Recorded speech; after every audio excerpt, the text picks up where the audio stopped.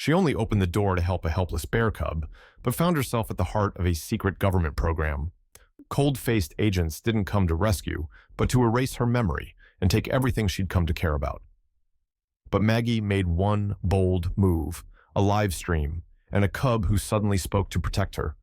Just wait until you see the shocking twist this story takes, and how justice, in the end, came out on top.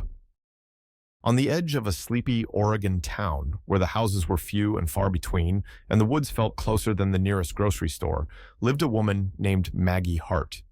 60 years old, a retired elementary school teacher, she had once been the heart of a noisy classroom. But now, her world had grown quiet. After her husband passed away from a heart attack 2 winters ago, Maggie's life had slowed to a whisper. She didn't go out much anymore. She cooked small meals, read old books. Her golden retriever, Toby, was her only real companion now, loyal, gentle, and always a step behind her shadow. Her daughter called sometimes, maybe twice a month, always cheerful, but always busy. Maggie never said it aloud, but those calls were the only thing that made her smile on bad days. In the evenings, she would sit by the window with a blanket across her knees, knitting soft scarves for no one in particular, watching the fog roll in from the trees.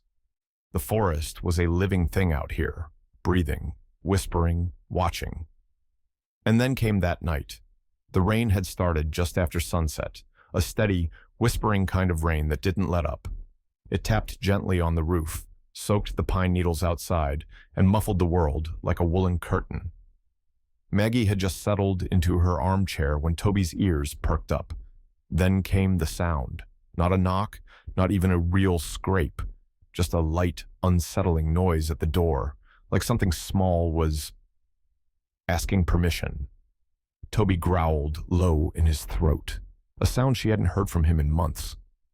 Maggie stood slowly, heart beginning to race, and reached for the flashlight she kept by the table. Her fingers trembled as she slid the chain lock aside.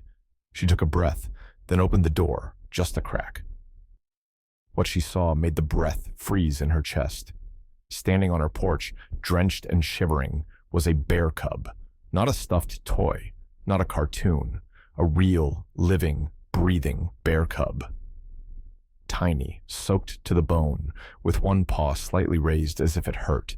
His eyes were glassy, wide, and there was something else in them. Not fear, not aggression. It looked like sorrow, and a plea, help me. For a long moment, Maggie just stared. Every instinct screamed to shut the door. But something about the little creature, his size, his pain, his silent desperation, reached right through her fear and into the place in her heart where she still kept her maternal instincts alive. She stepped back.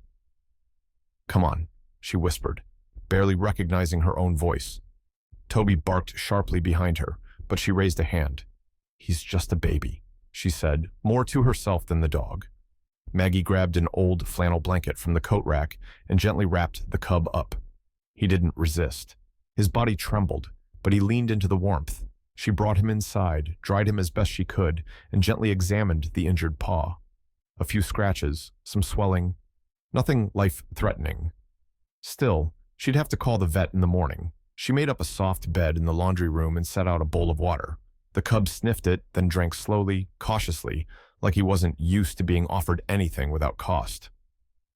"I can't keep calling you Cub," she said softly. "You look like a Bruno." The name stuck. Toby circled once, grumbled under his breath, then lay down by the door, but not without a suspicious eye on the newcomer. Maggie sat nearby for a while, just watching, and for the first time in months, she didn't feel alone. But just before turning in for the night, something strange happened. As she reached down to tuck the blanket tighter around the sleeping cub, her fingers brushed against something cold, something that shouldn't have been there. A collar, thin black leather, and inside it, barely the size of a coin, a small metal tag and what looked like a transmitter. She held the tag closer to the light, engraved in clear, blocky letters. Project Or9. Do not interfere. Contact DARPA. Maggie's heart stilled. This wasn't just a bear cub. This was something else entirely. Maggie didn't sleep a single minute that night. The moment she discovered the collar with the tag marked Project Or9, something in her shifted. She wasn't just looking after a lost animal anymore. She was caught in something much larger, something she didn't understand. She tried calling the number engraved on the tag several times, her fingers trembling with each attempt. No one answered. Not once. Only silence. Cold, deliberate silence. And all the while, Bruno was different. It wasn't just that he was calm or tame. It was the way he moved, how he observed the room, not with wild eyes, but with awareness. He watched the television like he understood what was happening on screen. When music played from her old kitchen radio, he perked up at certain notes, tilting his head as if trying to recognize a pattern. And then came the commands. When she gently said no, as he reached for a loaf of bread on the counter, he froze immediately. When she motioned toward the bathroom with a simple go, he padded in without hesitation. There was no delay, no confusion, no fear. He acted not like a trained pet, but like a being who already knew. By sunrise, Maggie sat in her armchair with a cup of untouched coffee growing cold in her hand. Her eyes never left the cub. Every moment with him only raised more questions. That's when she heard the tires. A dark SUV pulled slowly into her driveway. No markings, no license plate on the front bumper.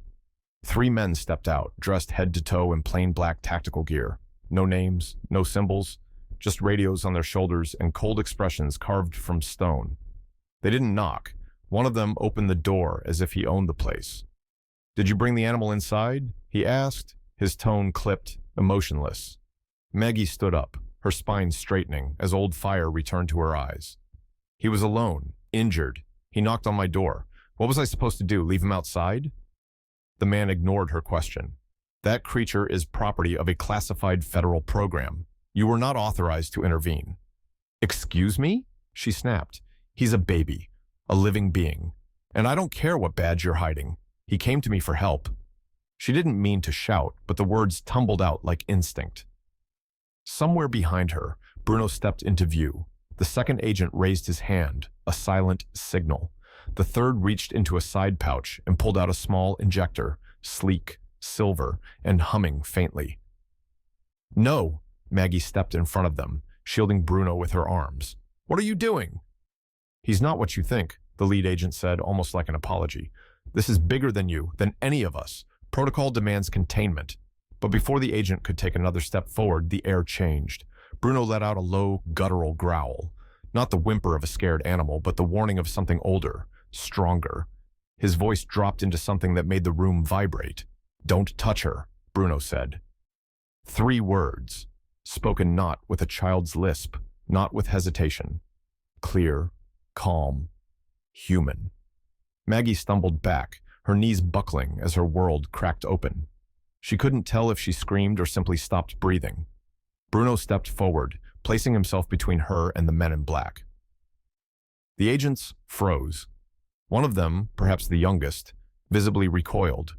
Another muttered under his breath, a word she didn't catch, but the tone was unmistakable. Disbelief.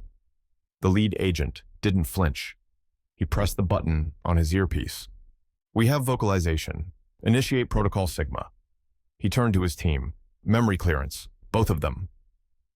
Maggie looked up, dazed. "Clearance?" she whispered. "What does that mean?" But no one answered her.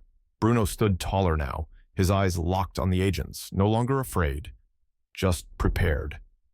The rain outside grew heavier, blurring the world beyond her window. Inside, a new storm had just begun. The agent's words hit like a sentence. Maggie stepped back, grabbed her phone with trembling hands, and went live. Her voice cracked. "This is a bear cub, but he talks. He asks for help. If you're seeing this, it means they've wiped my memory, or worse." An agent lunged forward, but Bruno was faster. He leapt between them, growling low, not like an animal, but like something more. The sound was mechanical, resonant, almost human. "She's my family now." The lights flickered. The screen went black. But it was too late. The clip spread like wildfire across social media, newsrooms, encrypted forums. Journalists demanded answers. Senators launched investigations. Hackers traced the tag, Project Or9, DARPA. The government didn't deny it. They just shut it all down. The next day, Maggie awoke in her chair, disoriented. Her memory, gone. Clean, silent, empty. Except for one thing. On the floor lay a plush bear, Underneath it, a small leather collar. Outside, rain tapped the window, and beyond the trees, a faint shadow moved, then vanished into the forest. She smiled, unsure why, but deep down, something in her whispered, she wasn't alone.